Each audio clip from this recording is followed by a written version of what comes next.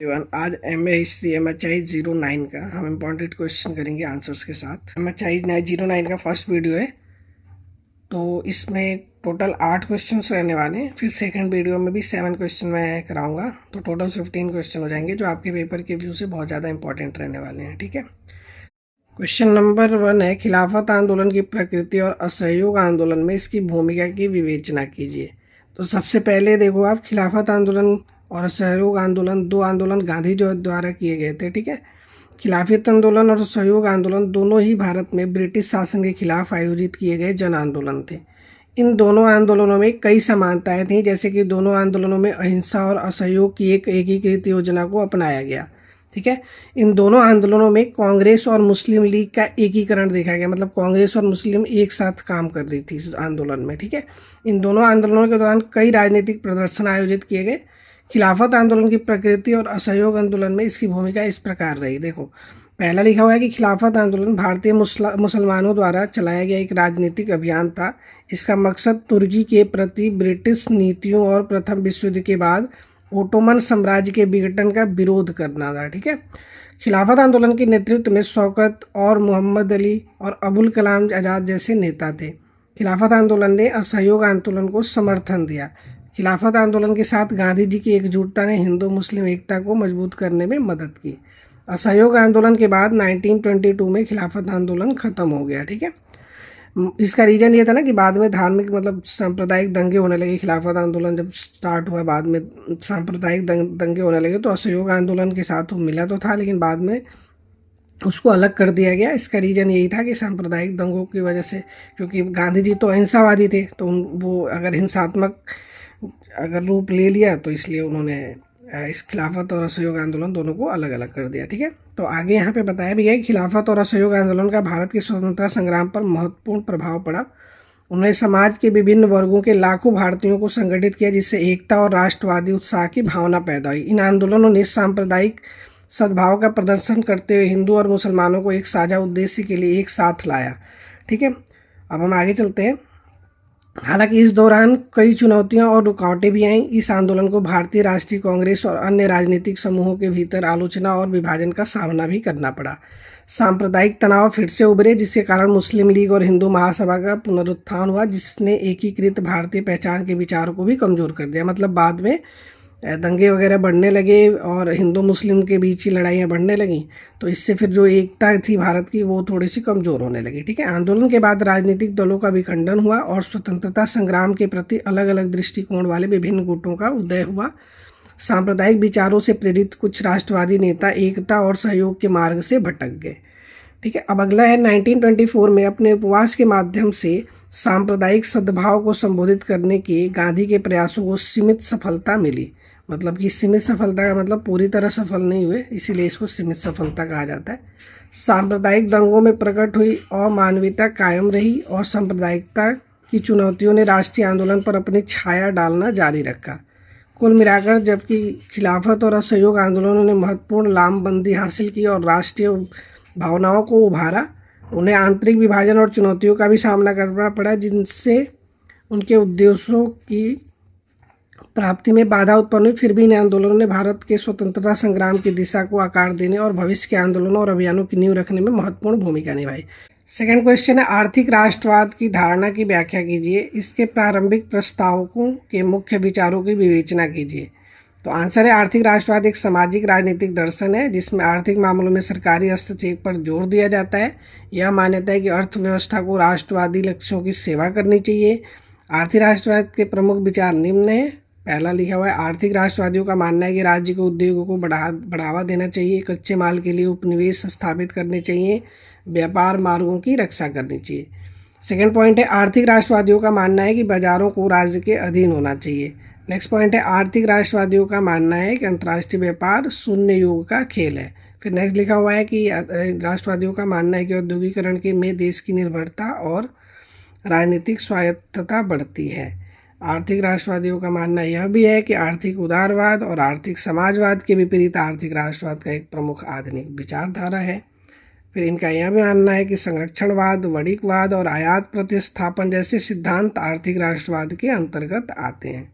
ठीक है, हम आगे चलते हैं। आर्थिक राष्ट्रवाद औद्योगिकरण पर जोर देता है और अक्सर राज्य के समर्थन से उद्योगों की सहायता करता है। इस विश्वास के कारण कि उद्योग का बाकी अर्थव्यवस्था पर सकारात्मक प्रभाव पड़ेगा और देश की आत्मनिर्भरता और राजनीतिक स्वायत्तता को बढ़ावा मिलेगा और सैन्य शक्ति के निर्माण में भी एक महत्वपूर्ण पहलू देखने को मिलेगा। राष्ट्रीय अर्थव्यवस्था के घटकों को बनाने और उनकी रक्षा करने के लिए प्रथाओं का एक प्रभावशाली सेट आर्थिक राष्ट्रवाद की अवधारणा से जुड़ा हुआ है। आर्थिक राष्ट्रवाद के 3 सबसे महत्वपूर्ण घटक कौन कौन से हैं? तो वित्तीय, भौतिक और औद्योगिक बुनियादी ढांचा। सार्वजनिक शिक्षा के लिए समर्थन प्राप्त करना आर्थिक राष्ट्रवाद का एक और महत्वपूर्ण घटक होता है। ठीक है, 20वीं सदी में वित्तीय संकट के परिणाम स्वरूप इस प्रकार के राष्ट्रवाद का संस्थागत करण पाया गया। ठीक है, अब हम चलते हैं क्वेश्चन नंबर 3 की तरफ। 1920 और 1930 के दशकों के दौरान क्रांतिकारियों के विचारों और गतिविधियों की चर्चा कीजिए। तो यहाँ पे कुछ पृष्ठभूमि इसकी बताई गई है कि सबसे पहले इसकी शुरुआत कैसे हुई। तो 20वीं सदी के आरंभ में राजनीतिक संघर्ष की विफलता और सरकारी दमन से उत्पन्न हताशा के कारण क्रांतिकार आतंकवाद का उदय हुआ। क्रांतिकार आतंकवादियों का मानना था कि निष्क्रिय प्रतिरोध से राष्ट्रवादी लक्ष्य हासिल नहीं हो सकते, इसलिए उन्होंने बम पंथ को अपना लिया। प्रथम विश्व युद्ध के दौरान क्रांतिकारी आतंकवादियों पर कठोर दमनात्मक कार्रवाई की गई और उनके आंदोलन को झटका लगा। ठीक है, उनमें से अधिकांश को 1919 के अंत में यानी 1919 के अंत में और 1920 के दशक की शुरुआत में जेलों से रिहा कर दिया गया, क्योंकि सरकार ने मोंटेग्यो सुधारों के लिए अनुकूल माहौल बनाने की कोशिश की थी। 1920 में असहयोग आंदोलन की स्थापना हुई। कई क्रांतिकारी आतंकवादी नेताओं से महात्मा गांधी और CR दास ने मुलाकात की और उनसे अहिंसक जन आंदोलन में शामिल होने या कम से कम अपनी गतिविधियां बंद करने का आग्रह भी किया। क्रांतिकारियों को एहसास हो गया था कि देश एक नए राजनीतिक युग में प्रवेश कर चुका है। कई नेता नागपुर में राष्ट्रीय कांग्रेस के अधिवेशन में शामिल हुए और कांग्रेस में शामिल हो गए। ठीक है, अब आते हैं चौरा चौरी घटना क्या हुई थी। तो चौरा चौरी घटना के बाद 1922 के प्रारंभ में असहयोग आंदोलन के अचानक स्थगित होने से आंदोलन के युवा प्रतिभागियों में निराशा और असंतोष की लहर फैल गई। उसके बाद इनमें से कई लोग गांधी के नेतृत्व से निराश हो गए और अहिंसक संघर्ष की एक बहुत ही सरल रणनीति पर चल पड़े। वे ब्रिटिश शासन को हिंसक तरीके से उखाड़ फेंकने के विचार पर लौट आए। मतलब ये बताया गया है कि चौरा चौरी घटना से बहुत सारे क्रांतिकारी दुखी हो गए थे। वो अहिंसा को त्याग करके हिंसात्मक मार्ग पे चले गए। उनका मानना था कि अहिंसा से अच्छा तरीका हिंसक तरीका है, जिससे वो आसानी से ब्रिटिश शासन को यहाँ से भगा सकते हैं। इस संबंध में वे रूस, आयरलैंड, तुर्की, मिस्र और चीन में हुए क्रांतिकारी आंदोलनों और विद्रोहों से भी प्रेरित थे। जबकि पुराने क्रांतिकारी नेताओं ने अपने संगठनों को पुनर्जीवित किया, वहीं उत्सुक असहयोगियों की कतारों से कई नए क्रांतिकारी आतंकवादी नेता भी उभरे।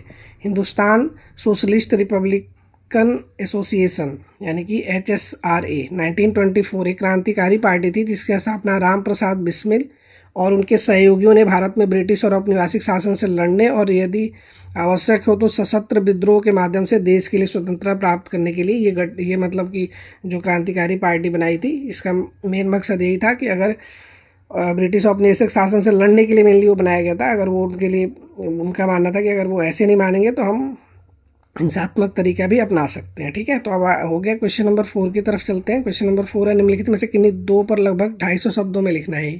ठीक है, ऊपर के जो क्वेश्चन होते थे वो 500 वाले थे, 500 वर्ड्स वाले। ठीक है, अब ये 250 वाले हैं। ठीक है, तो मैंने जो आंसर यहाँ पे लिखे हैं वो आप 500 में भी आएगा तो भी लिख सकते हो, ज़्यादा ही लिखा गया है। और अगर 250 में आएगा तो आप इसको थोड़ा छोटा करके लिख लेना। तो जो पहला है स्वदेशी आंदोलन। स्वदेशी आंदोलन से जुड़े प्रमुख बिंदु। बंगाल को अलग करने के ब्रिटिश भारत सरकार के फैसले के परिणाम स्वरूप 20वीं शताब्दी की शुरुआत में स्वदेशी आंदोलन का जन्म हुआ। आंदोलन के दो मुख्य उद्देश्य उत्पादों के उपयोग को बढ़ा देना और आयातित वस्तुओं का बहिष्कार करना था। कोलकाता सिटी हॉल में 7 अगस्त 1905 को एक बहिष्कार प्रस्ताव पारित किया। 1905 में एक बहिष्कार प्रस्ताव पारित किया गया, जिसमें मैनचेस्टर के कपड़े और लिवरपूल नमक के उपयोग का बहिष्कार करने पर सहमति व्यक्त की गई। बरिशाल के निवासी विदेशी निर्मित वस्तुओं के बहिष्कार पर सहमत हुए और वहां बिकने वाले ब्रिटिश कपड़े की कीमत में नाटकीय रूप से गिरावट आई। वंदे मातरम स्वदेशी आंदोलन और बहिष्कार का गाना बन गया। आंदोलन के युद्ध के कई साधनों में विदेशी निर्मित वस्तुओं का बहिष्कार एक व्यावहारिक और लोकप्रिय स्तर पर आंदोलन की सबसे अधिक दिखाई देने वाली जीत थी।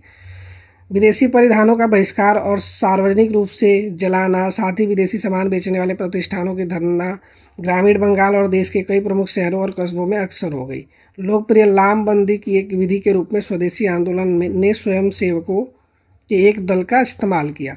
ठीक है, स्वदेश बंधन समिति बरिशाल के स्कूली शिक्षक अश्विनी कुमार दत्त द्वारा बनाई गई स्वयं सेवी संस्थाओं में सबसे प्रसिद्ध थी। पश्चिमी भारत महाराष्ट्र में लोकमान्य तिलक ने जनता के बीच स्वदेशी सिद्धांत और बहिष्कार आंदोलनों को फैलाने के लिए शिवाजी और गणपति त्योहारों की व्यवस्था की। ठीक है, कई क्षेत्रों में स्वदेशी और बहिष्कार अभियानों ने राष्ट्रीय गौरव को पुनः प्राप्त करने के तरीके में आत्मशक्ति या आत्मनिर्भरता पर जोर दिया। आत्मनिर्भरता पर यह जोर राष्ट्रीय शिक्षा में विशेष रूप से स्पष्ट था। बंगाल के नेशनल कॉलेज की स्थापना अरबिंदो के प्रिंसिपल के रूप में हुई थी। कम समय में देश भर में बड़ी संख्या में राष्ट्रीय स्कूल बनाए गए हैं। राष्ट्रीय शिक्षा परिषद की स्थापना अगस्त 1906 में हुई थी। भारतीयों के व्यापार अभियान ने उनकी आत्मनिर्भरता को दर्शाया। इस दौरान कपड़ा मिलों, साबुन और माचिस की फैक्ट्रियों, टेनरियों, बैंकों, बीमा कंपनियों और अन्य उद्यमों में विस्फोट हो गया, जबकि इनमें से अधिकांश स्वदेशी व्यवसाय शुरू किए गए थे और वास्तविक व्यावसायिक हित के बजाय देशभक्ति से बाहर हो गए थे। अन्य जैसे आचार्य पीसी रे लंबे समय तक जीवित रहने में कामयाब रहे। बंगाल के विभाजन के विरोध में लिखी गई रविन्द्रनाथ टैगोर की अमर सोनार बांग्ला स्वदेशी और बहिष्कार अभियानों के लिए एक रैली स्थल बन गई और अंततः बांग्लादेश के मुक्ति प्रयास को प्रेरित किया। तो ये था स्वदेशी आंदोलन के बारे में जो हमें लिखना था अपनी तरफ से नोट। तो ये हो गया। अब हमारा जो बी पार्ट था वो था 1935 के भारतीय अधिनियम के बारे में। इसमें भी नोट्स ही लिखने हैं, तो हम इसकी विशेषताएँ देख लेते हैं कि 1935 के भारतीय अधिनियम की विशेषता क्या थी। तो 1935 के भारतीय सरकार अधिनियम का रूपांतरण ब्रिटिशों से लिया गया था और यह हमारे संविधान के सबसे लंबे दस्तावेजों में से एक था। उसमें 321 धाराओं के साथ 10 अनुसूचियां शामिल थी। नीचे इसकी कुछ विशेषताएं दी गई हैं, जिसमें लिखा हुआ है कि इसके परिणाम स्वरूप भारत में संघीय सरकार की स्थापना हुई।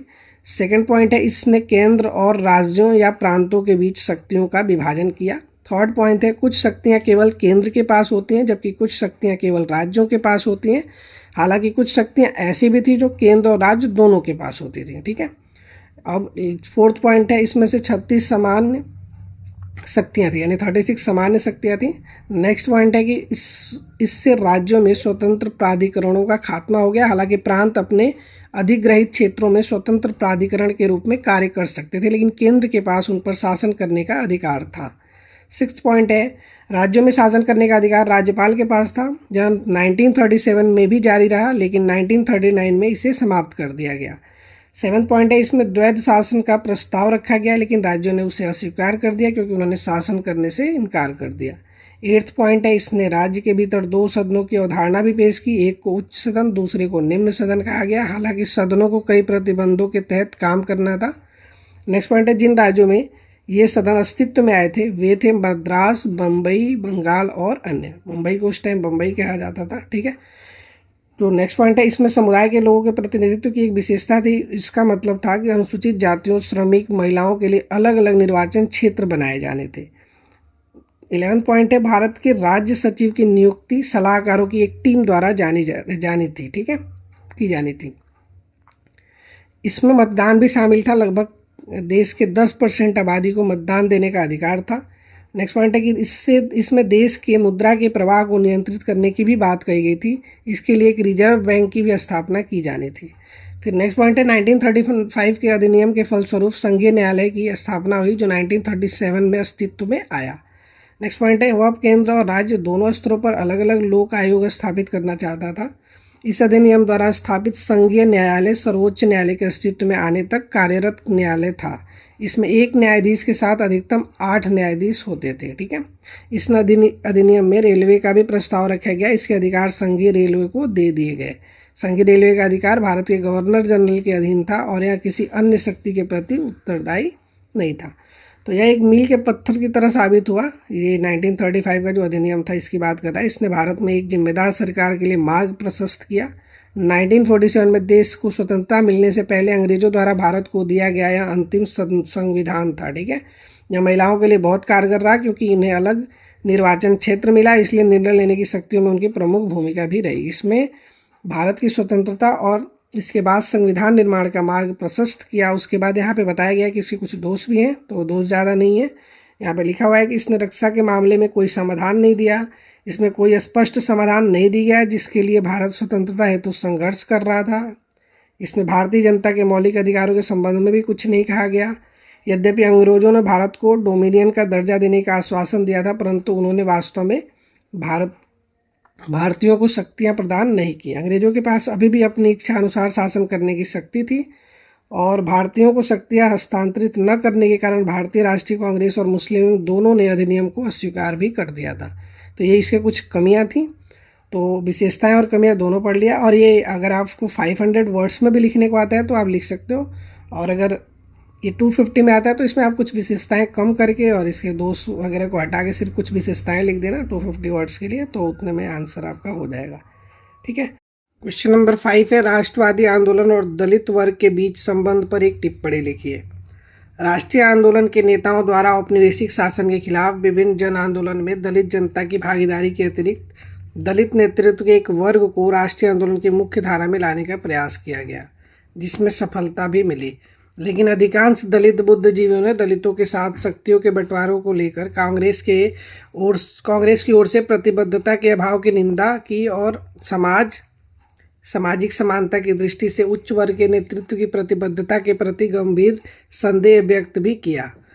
इसका सबसे अच्छा उदाहरण 1945 में अंबेडकर द्वारा लिखी गई एक पुस्तक में दिया गया है, जिसका शीर्षक है अछूतों के लिए गांधी और कांग्रेस ने क्या किया। दलितों द्वारा दमन और शोषण का जो सामना किया गया था उसके प्रति अंबेडकर इतने चिंतित थे कि वे उनके लिए बिना आंतरिक दमन को संपत्ति के किसी भी प्रकार का युद्ध का कोई महत्व नहीं रखता। अंबेडकर की मान्यता यह थी कि दलितों के समान अधिकारों को सुनिश्चित किए बिना राजनीतिक आज़ादी महत्वहीन है। जब तक आज़ादी की लड़ाई जीवन की गरिमा और सभी नागरिकों के समान अधिकार को सुनिश्चित नहीं कर देती, तब तक उनके लिए अंग्रेजों से राजनीतिक स्वतंत्रता प्राप्त कर लेना ही पर्याप्त नहीं था। अंबेडकर के अनुसार भारत में शासक वर्ग जिस आबादी के लिए संघर्षरत था वह भारत में शोषित वर्ग पर शासन करता था। उन्होंने लिखा है कि समाज, राष्ट्र, देश जैसे शब्द अगर स्पष्ट नहीं हो तो उनकी कोई एक निश्चित परिभाषा भी नहीं है। हालांकि राष्ट्र का एक अर्थ विभिन्न वर्गों से है।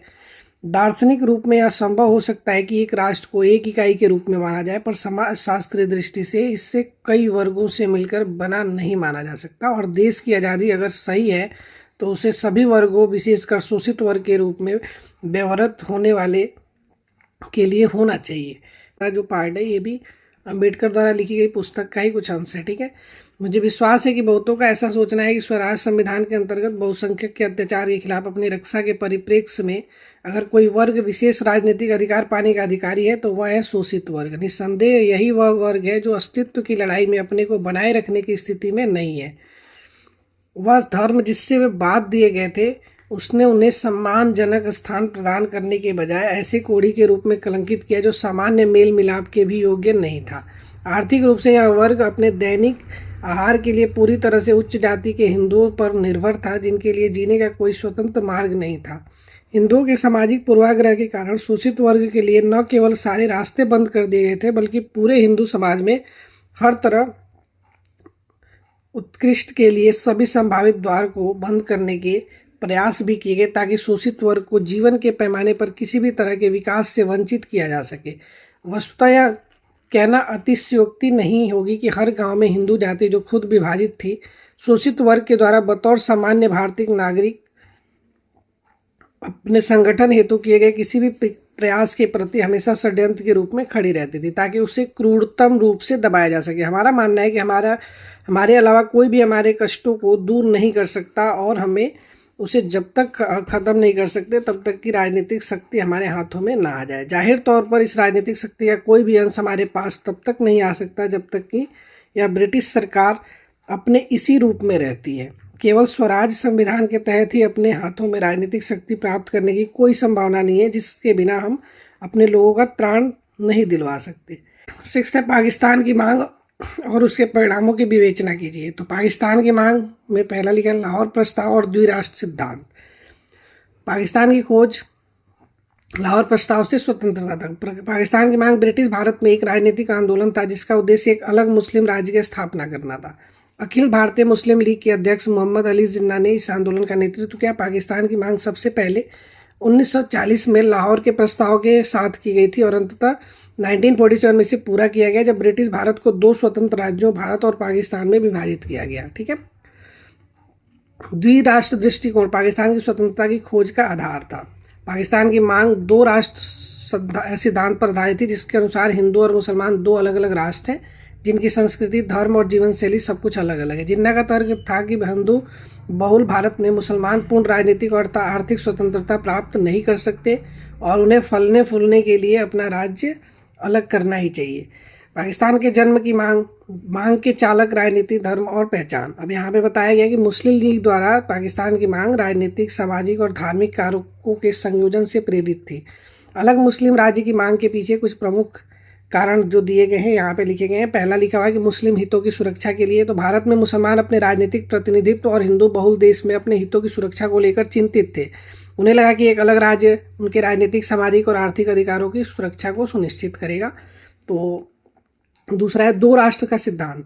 एक अलग मुस्लिम राज्य का विचार दो राष्ट्र सिद्धांत पर आधारित था जिसके अनुसार हिंदू और मुसलमान अलग अलग राष्ट्र हैं जिनकी अलग अलग पहचान, संस्कृति और हित है। मुस्लिम लीग का मानना था कि मुसलमानों को अपनी अलग पहचान बनाए रखने के लिए एक अलग मातृभूमि की आवश्यकता है। हिंदू वर्चस्व का भी डर इन लोगों को था। कुछ मुसलमानों को डर था कि संयुक्त भारत में वे हाशिए पर चले जाएंगे और हिंदू बहुसंख्यकों द्वारा उन पर हावी हो जाएंगे।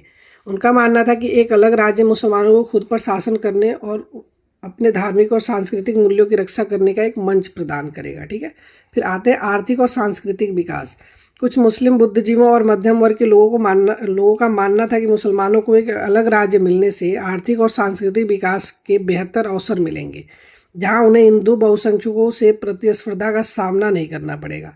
ठीक है। तो ये आर्थिक और सांस्कृतिक विकास को लेकर उनके मन में जो था वो यहाँ पे लिखा हुआ है। धार्मिक विचार। कुछ धार्मिक रूप में रूढ़िवादी मुसलमानों के लिए पाकिस्तान की मांग इस विश्वास पर आधारित थी कि एक इस्लामी राज्य इस्लाम के अभ्यास और प्रचार के लिए अधिक उपयुक्त वातावरण प्रदान करेगा। ब्रिटिश नीतियाँ। ब्रिटिश औपनिवेशिक प्रशासन ने पाकिस्तान की मांग में अहम भूमिका निभाई। मुस्लिम लीग को ब्रिटिश नौकरशाही का समर्थन मिला जो अलग अलग निर्वाचन क्षेत्रों के पक्ष में थी और पाकिस्तान के निर्माण को नियंत्रण बनाए रखने और भारतीय राष्ट्रवादी आंदोलन को विभाजित करने के तरीके के रूप में देखती थी। इन कारकों के साथ साथ राजनीतिक घटनाक्रम और हिंदुओं और मुसलमानों के बीच बढ़ते सांप्रदायिक तनाव के कारण एक अलग मुस्लिम राज्य की मांग उठी जिसकी परिणति 1940 में पाकिस्तान प्रस्ताव के पारित होने के रूप में हुई थी। निष्कर्ष में यहाँ बताया गया है कि 1942 में पाकिस्तान की मांग कई कारकों का परिणाम थी जिसमें लाहौर प्रस्ताव, द्वितीय विश्व युद्ध के दौरान राजनीतिक परिस्थितियाँ, हिंदू मुस्लिम के बीच तनाव और मुस्लिम लीग की राजनीतिक प्रभुत्व की चाह शामिल थी। जहाँ मुस्लिम हितों की रक्षा के लिए एक अलग राज्य की स्थापना के लिए मुस्लिम लीग की स्पष्ट प्रतिबद्धता का प्रतिनिधित्व करता है। इस मांग ने अंततः 1947 में भारत के विभाजन और एक स्वतंत्र राष्ट्र के रूप में पाकिस्तान की स्थापना का मार्ग प्रशस्त किया। ठीक है। तो ये था क्वेश्चन नंबर 6। अब हम आते हैं क्वेश्चन नंबर 7 पे। क्वेश्चन नंबर 7 है भारतीय राष्ट्रीय आंदोलन की विरासत की शक्ति और कमजोरियों का विश्लेषण कीजिए। तो यहाँ पे कुछ शक्तियाँ दी गई हैं भारतीय राष्ट्रीय आंदोलन की विरासत की। संविधान में मूल विचार और सिद्धांत। तो राष्ट्रीय आंदोलन के दौरान देश में आज़ादी के लिए जो संघर्ष किया गया उसे संविधान में ठोस रूप दिया गया। विविधता के प्रति समझ। विविधता मतलब आंदोलन ने भारत की विविधता को समझने और आपसी सम्मान और स्वीकृति को बढ़ावा देने में भी मदद की। राष्ट्रीय एकता। आंदोलन ने राष्ट्रीय एकता को मजबूत किया और सैकड़ों देशी रियासतों को एक साथ लाने में भी मदद किया। लोकतंत्र और धर्मनिरपेक्षता की बात करें तो आंदोलन ने राजनीति में जन भागीदारी और धर्मनिरपेक्षता को भी बढ़ावा दिया था। ठीक है। नागरिक अधिकार की बात करें तो आंदोलन ने नागरिक अधिकारों के सवाल पर भी ध्यान दिया। स्वतंत्र विदेश नीति की बात करें तो आंदोलन ने स्वतंत्र विदेश नीति का एक ढांचा तैयार किया। ठीक है। भारतीय राष्ट्रीय आंदोलन भारत के इतिहास का एक अहम हिस्सा है। इसने शुरुआती सुधार आंदोलन, ब्रिटिश औपनिवेशिक शासन के खिलाफ लड़ाइयाँ और देश की आज़ादी के लिए नेतृत्व करने वाले नेता और घटनाएं भी शामिल हैं। अब हम देखते हैं इस आंदोलन की विरासत की कमजोरियाँ क्या क्या हैं। तो यहाँ पे कमजोरियाँ लिखा गया है कि विभाजन और सांप्रदायिक तनाव। राष्ट्रीय आंदोलन की विरासत की सबसे महत्वपूर्ण कमजोरियों में से 1947 में भारत का विभाजन है जिसके कारण पाकिस्तान का निर्माण हुआ। ठीक है। तो अब आगे सामाजिक आर्थिक असमानताएं बनी हुई हैं। सामाजिक सुधार आंदोलनों के बावजूद भी भारत में गहरी जड़ें जमाए हुए सामाजिक आर्थिक असमानताएं बनी हुई हैं। जाति आधारित भेदभाव अभी भी किए जाते हैं। शिक्षा और स्वास्थ्य सेवा पर भी असमान पहुंच है। ग्रामीण और शहरी क्षेत्रों के बीच भी बहुत ज़्यादा असमानताएं देखने को मिलती हैं। तो ये सारे कुछ हैं जो कि कमजोरियां हैं अभी भी। राजनीतिक भ्रष्टाचार और सत्ता की गतिशीलता। भारत में स्वतंत्रता के बाद के राजनीतिक परिदृश्य में भ्रष्टाचार और सत्ता के संकेंद्रण के उदाहरण देखे गए हैं, जबकि लोकतांत्रिक व्यवस्था बरकरार है। राजनीति में धन और बाहुबल का प्रभाव भी देखने को मिलता है। भ्रष्टाचार के उदाहरण के साथ साथ देखा जाए कि राष्ट्रीय आंदोलन के नेताओं द्वारा परिकल्पित पारदर्शिता और जवाबदेही के आदर्शों के लिए खतरा भी पैदा करता है। ठीक है, अब हम बात करते हैं महिला अधिकारों के लिए चुनौतियां। तो महिला अधिकारों के लिए आंदोलन में महिलाओं ने भी सक्रिय भागीदारी और लैंगिक समानता के लिए संवैधानिक प्रावधानों के बावजूद महिला अधिकारों के लिए चुनौतियां बनी हुई हैं। लैंगिक आधारित हिंसा अभी भी होती है। राजनीतिक क्षेत्रों में असमान प्रतिनिधित्व और लैंगिक असमानता बनाए रखने वाले सांस्कृतिक मानदंड जैसे कि मुद्दे समतावादी समाज की परिकल्पना को प्राप्त करने में बाधा बने हुए हैं। ठीक है, अब हम आगे चलते हैं। अनसुलझे क्षेत्रीय संघर्ष। तो एक अखंड भारत के लिए राष्ट्रीय आंदोलन की आकांक्षा को चल रहे क्षेत्रीय संघर्षों से चुनौतियों का सामना करना पड़ा है। अलगाववादी आंदोलन, पहचान की राजनीति और विकास में क्षेत्रीय असमानता जैसे मुद्दे अभी भी बने हुए हैं जो सामंजस्यपूर्ण और एकीकृत राष्ट्र के विचार के लिए चुनौतियां पेश करते हैं। ठीक है, तो ये था हमारा क्वेश्चन नंबर 7। अब नेक्स्ट क्वेश्चन पे आते हैं हम। जन गोलबंदी का गांधीवादी तरीका किस प्रकार महिलाओं को सार्वजनिक जीवन में लाने में सफल रहा है। तो हम देखते हैं यहाँ पे कि महात्मा गांधी का मानना था कि भारत की आधी आबादी महिलाएं हैं और उनके बिना कोई भी आंदोलन सफल नहीं हो सकता। महात्मा गांधी जी महिलाओं के सक्रिय सहयोग के पक्षधर थे। गांधी जी ने कहा था कि हमारी माँ बहनों के योगदान और बगैर यह संघर्ष असंभव था। इस बात का इतिहास साक्षी है कि कट्टर रूढ़िवादी हिंदू समाज में इसके इतने बड़े पैमाने पर महिलाएं सड़कों पर कभी नहीं उतरी जितनी कि महात्मा गांधी के आंदोलन में आई थी। ठीक है, तो अब हम इनके आंदोलनों में देखेंगे महिलाओं की भूमिका। जैसे पहला असहयोग आंदोलन में महिलाओं की क्या भूमिका रही है। तो सन 1920 से लेकर 22 में जब असहयोग आंदोलन आरंभ हुआ तो पहली बार महिलाएं भारी संख्या में आंदोलन से जुड़ी। सैकड़ों महिलाएं खादी और चरखे बेचने गली गली गईं, जिन्होंने खादी को लोकप्रिय बनाने के लिए जुलूस निकाले और समूहों में विदेशी कपड़ों की होली जलाई। 1921 में कांग्रेस सम्मेलन में 144 महिला प्रतिनिधियों ने भाग लिया था। ठीक है, अब हम आते हैं सविनय अवज्ञा आंदोलन में इनका क्या भूमिका थी। तो 1930 में प्रारंभ हुए इस आंदोलन में महिलाओं ने अपनी भागीदारी और भी अधिक प्रबल ढंग से सुनिश्चित की। 1930 में 1930 में सविनय अवज्ञा आंदोलन अहमदाबाद में डांडी तक 240 मील की डांडी यात्रा से प्रारंभ हुआ।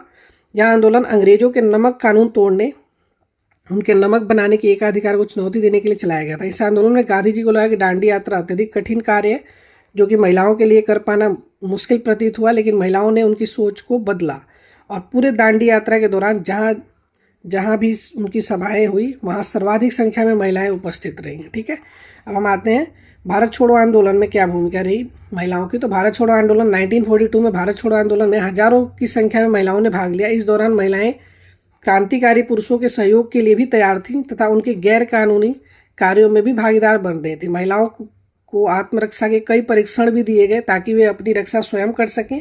इसी साल में महिलाओं के आत्मरक्षा की कई समितियां भी बनी जहां उन्हें लाठी चलाने का प्रशिक्षण भी दिया गया।